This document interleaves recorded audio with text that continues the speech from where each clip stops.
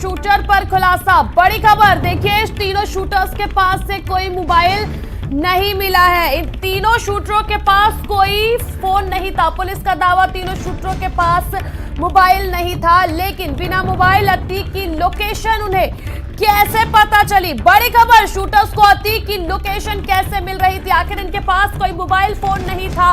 बड़ा खुलासा अतीक अशरफ को लेकर। अशरफ को अचानक मेडिकल के लिए पुलिस लाई थी। अतीक अशरफ की हत्या में शामिल शूटर्स पर बड़ा खुलासा। इन शूटर्स के पास से कोई मोबाइल फोन नहीं है। ऐसे में ये भी सवाल उठता है कि आखिर जब इनके पास फोन नहीं था तो इन्हें लोकेशन कैसे मिल रहा था अतीक अशरफ का?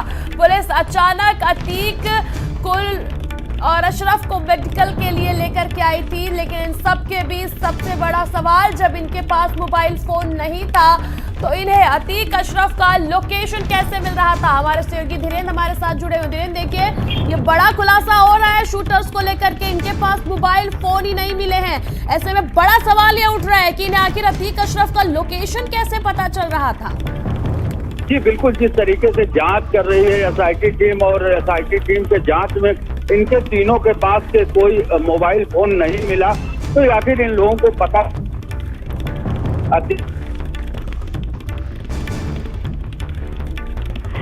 हालांकि सवाल कई खड़े हो रहे हैं कि जिस तरीके से पुलिस जब उनको अतीक और अशरफ को लेकर आती है तो आखिर जो हॉस्पिटल का गेट है उससे बाहर ही इनको क्यों उतारती है, जबकि गेट के अंदर गाड़ी अगर पहुंच जाती है और उसके बाद जो पोस्को है वहां पर गाड़ी खड़ी करके और सीधे अतीक और अशरफ को लेकर हॉस्पिटल के अंदर चली जाती, तो शायद शूटर्स जो ये हैं जो पहले से घात लगाए बैठे थे, ये घटना को अंजाम न दे पाते। लेकिन धीरेन्द्र, देखिए ये बहुत बड़ी बात है कि आखिर इन शूटर्स को पहले से कैसे पता था कि पुलिस इन्हें मेडिकल के लिए लेकर के इसी अस्पताल में आएगी और किस वक्त आएगी? और इनके पास तो कोई फोन भी नहीं था। यदि ये किसी से लोकेशन पता कर रहे होते, जेल के बाहर से कोई रेकी कर रहा होता कि पुलिस कब लेकर के निकल रही है, तो मोबाइल फोन तो इनका बरामद होता ना। जी बिल्कुल, सवाल सबसे बड़ा यही है कि आखिर बिना मोबाइल इनके पास नहीं था, उस सब के बावजूद भी लगातार इनको लोकेशन अतीक और अशरफ को मिल रहा था।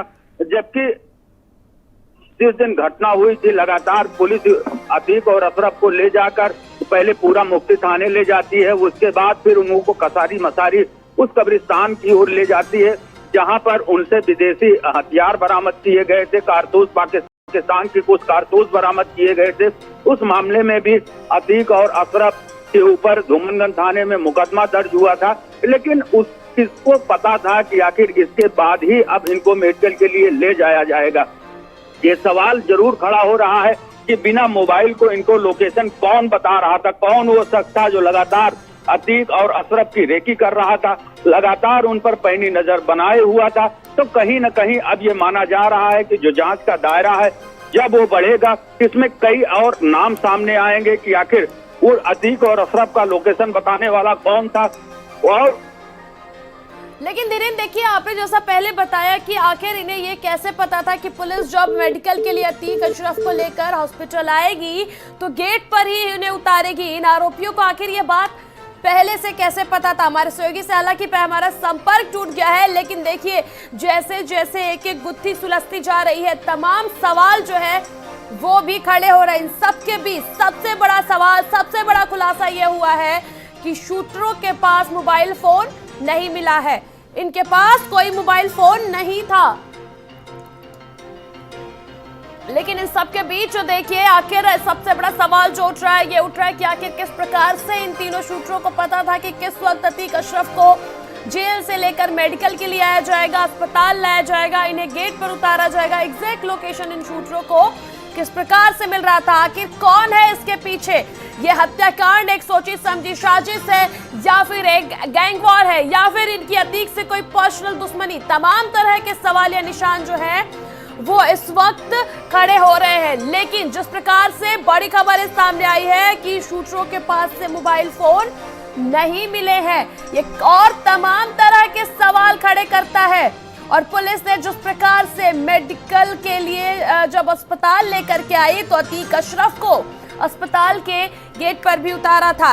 तमाम तरह की बातें और तमाम तरह की कड़ी को जब जोड़ा जाए तो तमाम तरह के सवाल भी खड़े हो रहे हैं मोबाइल वाली अगर बात की जाए, मोबाइल ना मिलना, मोबाइल ना, तीनों आरोपियों के पास मोबाइल ना होने के बजाय एग्जैक्ट लोकेशन इन्हें मिल जाना सबसे बड़ा सवाल खड़ा करता है कि आखिर वो कौन है जिसके जरिए इन्हें एग्जैक्ट लोकेशन अतीक अशरफ की मिल रही थी। आखिर इन्हें कैसे पता था कि किस वक्त अतीक अशरफ को मेडिकल के लिए अस्पताल लेकर जाया जाएगा। अतीक अशरफ हत्याकांड आरोपियों की पेशी, तीनों शूटर्स के पास से कोई भी मोबाइल नहीं मिला है, सबसे बड़ी खबर इस वक्त की।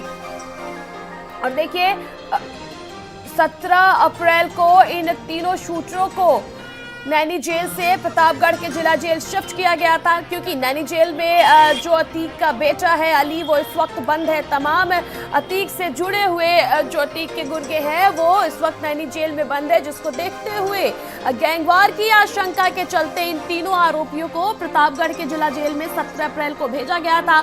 वही सीजेएम कोर्ट में आज इन तीनों शूटरों की पेशी है, जिसको लेकर के इन्हें प्रयागराज लेकर पुलिस पहुंच चुकी है। कड़ी सुरक्षा के बीच इन तीनों अपराधियों को, इन तीनों शूटरों को पुलिस प्रयागराज लेकर पहुंच चुकी है, जहां सीजेएम कोर्ट में आज इनकी पेशी है। इन सब के बीच बड़ा खुलासा, इन तीनों अपराधियों के पास से पुलिस को कोई मोबाइल फोन नहीं मिला है। ऐसे में तमाम तरह के और सवाल खड़े हो रहे हैं, आखिर किस प्रकार से इन्हें लोकेशन मिली थी। बात अतीक अहमद और अशरफ पर गोली चलाने वाले लवलेश, शनि और अरुण का जो प्रयागराज के सीजेएम कोर्ट में पेश किया जाएगा। बुधवार सुबह 7 बजे धूमनगंज पुलिस भारी फोर्स के साथ प्रतापगढ़ जिला जेल से लेकर प्रयागराज के लिए रवाना हुई। प्रयागराज पुलिस तीनों को रिमांड पर लेने की तैयारी में है। पुलिस आरोपियों के मोबाइल फोन की तलाश में जुटी थी, लेकिन अब देखिए इनके पास से कोई मोबाइल फोन बरामद नहीं हुआ। यानी कि जब इन्होंने इस हत्याकांड को अंजाम दिया था तो तुरंत से पुलिस ने इन्हें पकड़ लिया था, इन्होंने सरेंडर किया था। इनके पास से उस वक्त कोई मोबाइल फोन बरामद नहीं हुआ था। यानी कि बड़ी ही सूझबूझ तरीके से तीनों शूटरों ने इस हत्याकांड को अंजाम दिया था। लवलेश तिवारी जो बांदा का रहने वाला है, अरुण मौर्य जो कासगंज का रहने वाला है, वही तीसरा शूटर सनी जो हमीरपुर का रहने वाला है, ये तीनों प्रतापगढ़ के जिला जेल में बंद थे। इन्हें प्रयागराज सीजेएम कोर्ट में पेशी के लिए लाया गया है और सब बड़ा खुलासा हुआ है कि इनके पास से कोई भी मोबाइल फोन बरामद नहीं हुआ है। जब इनके पास कोई मोबाइल फोन नहीं था तो इन्हें एग्जैक्ट लोकेशन कैसे मिल रही थी अतीक अशरफ की? सबसे बड़ा सवाल जो है वो ये भी खड़ा हो रहा है। कई सवाल खड़े हो रहे हैं। हालांकि देखिए पुलिस जो है वो रिमांड पर लेने की कोशिश करेगी, इन तीनों को रिमांड पर लेकर इनसे पूछताछ करेगी। मुख्य न्यायिक मजिस्ट्रेट सीजेएम ने पुलिस को आदेश दिया है कि आरोपियों को कड़ी सुरक्षा के बीच पेश किया जाए। हमारे सहयोगी धीरेन्द्र इस वक्त हमारे साथ जुड़ चुके हैं। धीरेन्द्र, देखिए कई तरह के सवाल जो है वो खड़े हो रहे हैं। जहाँ एक तरफ पुलिस मोबाइल की जो खोज है वो कर रही थी, लेकिन बड़ा खुलासा हुआ कि इन आरोपियों के पास से तो मोबाइल ही नहीं मिला। और आपने एक बात और कही थी धीरेन्द्र कि पुलिस जब मेडिकल के लिए अतीक अशरफ को लेकर के आई थी तो गेट पर ही उतार दिया गया था। एग्जैक्ट लोकेशन आखिर इन शूटरों को कैसे मिल रहा था? कई तरह के सवालिया निशान ये खड़ा करता है। बिना फोन के एग्जैक्ट लोकेशन, आखिर कौन मास्टरमाइंड है इस हत्याकांड के पीछे? देखिए, निश्चित तौर पे जिस तरीके से 3 शूटर्स को पुलिस ने गिरफ्तार किया है मौके वारदात से, उसके बाद से ही कई सवाल सामने आ रहे थे कि आखिर इनके पास से जब मोबाइल फोन नहीं मिला है तो इनको लोकेशन कौन दे रहा था, क्या इसके पीछे और कोई है जो बैकअप काम कर रहा था। लगातार इस पूरे मामले में एसआईटी जांच कर रही है। बिल्कुल, देखिए जिस प्रकार से अब इनको पेशी पर भी लाया गया है धीरेन्द्र, अब इन तीनों की जो है पेशी होनी है सीजेएम कोर्ट में। पुलिस इन्हें रिमांड पर लेकर पूछताछ करने की कोशिश करेगी। अब पहले पुलिस इनके मोबाइल फोन की तलाश में थी, लेकिन पुलिस को इनका मोबाइल फोन जो है वो बरामद नहीं हुआ है। सीजेएम कोर्ट में तीनों शूटरों की पेशी है आज। अतीक अशरफ हत्याकांड को जिस प्रकार से इन्होंने अंजाम दिया था, तमाम मीडिया के कैमरों के सामने इन तीनों अपराधियों ने इस हत्याकांड को, इन तीनों शूटरों ने इस हत्याकांड को अंजाम दिया था। लाइव हत्याकांड को इन तीनों शूटरों ने अंजाम दिया था और अब जो है इनकी पेशी होनी है सीजेएम कोर्ट में। और इनका फोन नहीं मिलने से धीरेन्द्र तमाम सवालिया निशान खड़े हो रहे हैं। और कहीं ना कहीं धीरेन्द्र देखिए पुलिस की कार्यशैली पर भी लोग सवालिया निशान खड़े कर रहे हैं। और फोन नहीं मिलना, उसके बाद लोकेशन एग्जैक्ट पता करना, कई तरह सबके सवाल यह पैदा कर रही है। बिल्कुल, जिस तरीके से अतीक और अशरफ की हत्या होती है, हत्या के बाद से फिर जिस तरीके से तीनों आरोपियों को पुलिस ने दबोचा है, उसके बाद जब एसआईटी पूरे मामले की जांच शुरू करती है तो कई चौंकाने वाले तथ्य भी सामने आ रहे हैं। जिस तरीके से तीनों जो आरोपी हैं, इनके पास से कोई मोबाइल फोन नहीं मिलता है, तो आखिर इनको लोकेशन कौन दे रहा था? क्या अतीक और अशरफ का जहां जहां ले जाते थे वहां वहां कोई न कोई रेकी कर रहा था, उसके साथ साथ चल रहा था?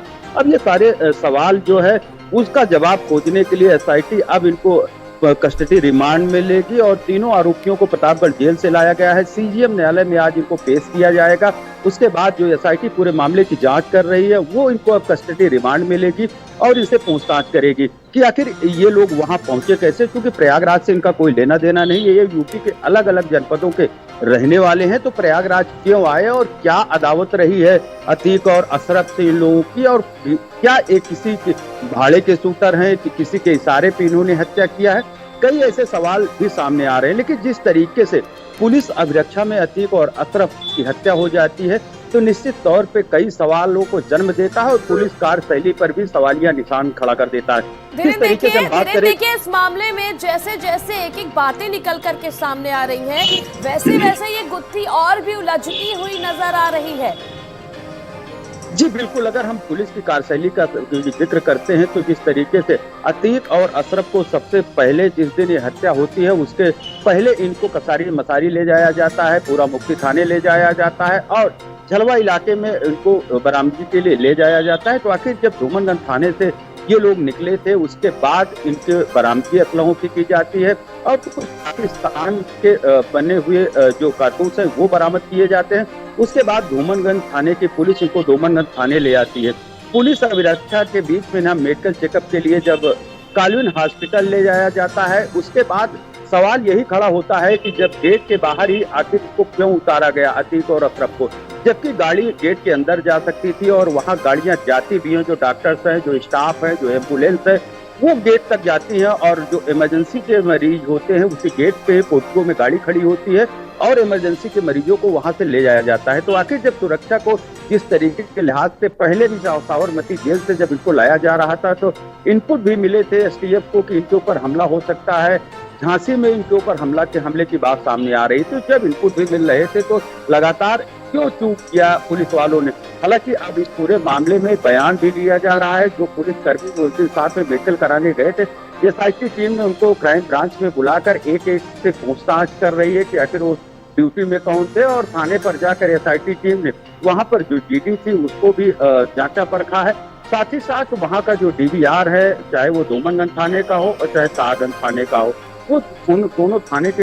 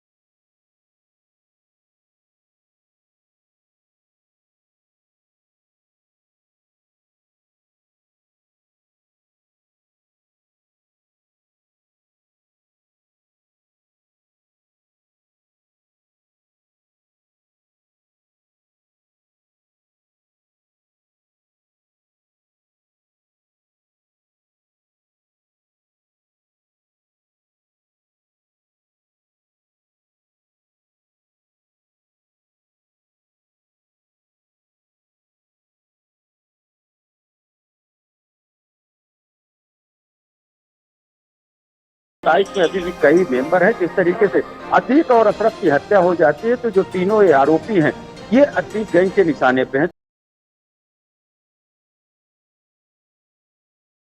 इसको लेकर सुरक्षा के 4 चौबंद इंतजाम भी किए गए हैं। बिल्कुल बिल्कुल, जैसा आपने बताया आईएएस 227 इंटरेस्ट रेट 227, इसके तहत पहले भी कई तरह के जो इन्हें गैंगस्टर घोषित किया गया, कई तरह के आरोप मायावती गवर्नमेंट में धीरे तो आपको याद होगा इन पर लगे थे। जिस प्रकार से इन लोगों ने इतनी आसानी से अतीक अशरफ हत्याकांड को इन तीनों शूटरों ने अंजाम दे दिया, कहीं ना कहीं ये किसी के भी समझ के परे है। मोबाइल फोन ना मिलना, तमाम पहले इन्हें कसारी मसारी जो कब्रिस्तान है वहां पर लेके जाना, फिर इन्हें मेडिकल के लिए लेकर के आना, धूमनगंज थाने ले जाना, ये तमाम तरह की बातें जैसे जैसे सामने आ रही है इस गुत्थी को और उलझा रही है। लेकिन सबके बीच देखिए आज जो इन तीनों शूटरों की पेशी है और इन तीनों शूटरों की पेशी के लिए सीजेएम कोर्ट ने पहले ही आदेश दिए थे कि कड़ी सुरक्षा के बीच इनको पेशी पर लाया जाए। धीरेन्द्र, देखिए, अगर हम सुरक्षा की बात करें तो जिस